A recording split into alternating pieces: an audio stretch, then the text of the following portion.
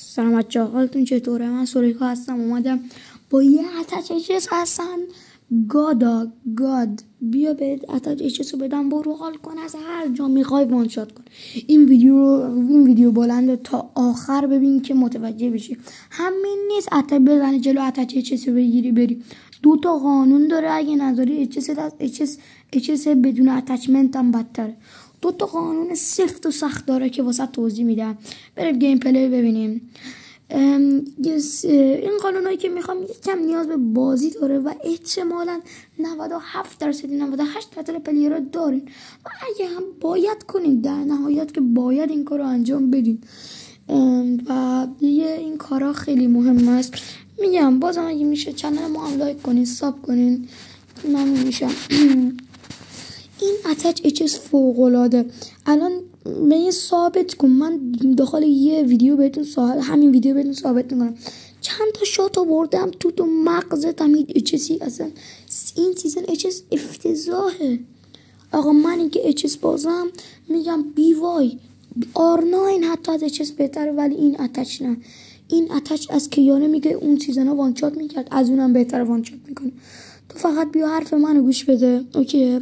این ویدیو 2 3 5 6 تا شاید نمیدونم چند تا، حالا کلی شات خفن ازش در آوردم.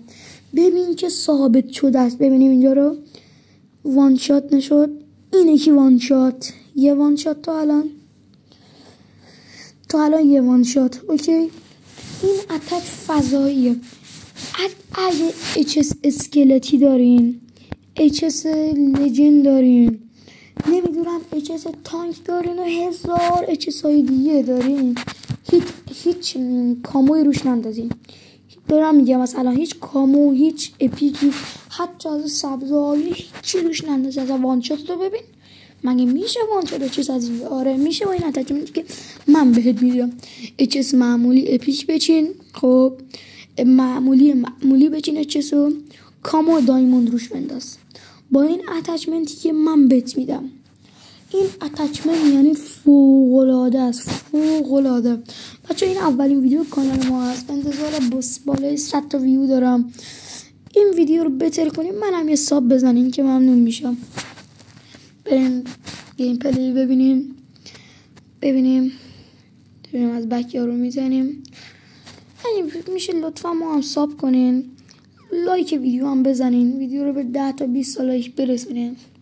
واقعا زحمت کشیدم، کلی شات دارم، میتونستم راحت اگه میخواستم این ویدیو رو کوتاه کنم 7-8 تا ویدیو کوتاه میتونستم از این در بیارم.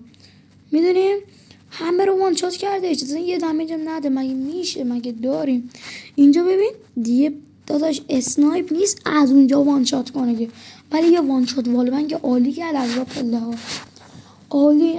لطفا ویدیو جلو ندارم کامل ببینید، تمام چیزاشو بهتون توضیح بدم.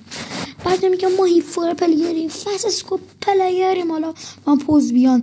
این اچس حتی 100 رو این میزنه. اینم یه دونه هیپفایر کاور شات، یه کاور شات دیگه هم میزنم ببینیم، بعد بهتون میگم.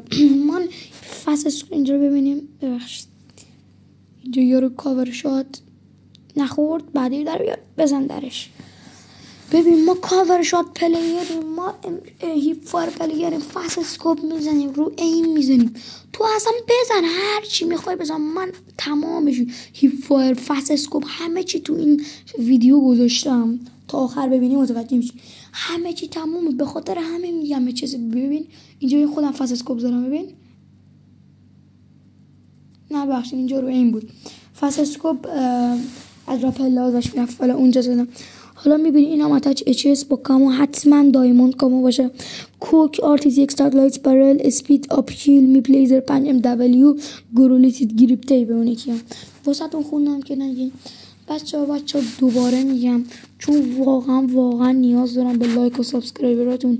واقعا سابام کمه ولی دارم همچین محتوایی میسازم، محتوا عالی فوق العاده. اگه میشه منو ساب کنین. مرسی، شب خوش.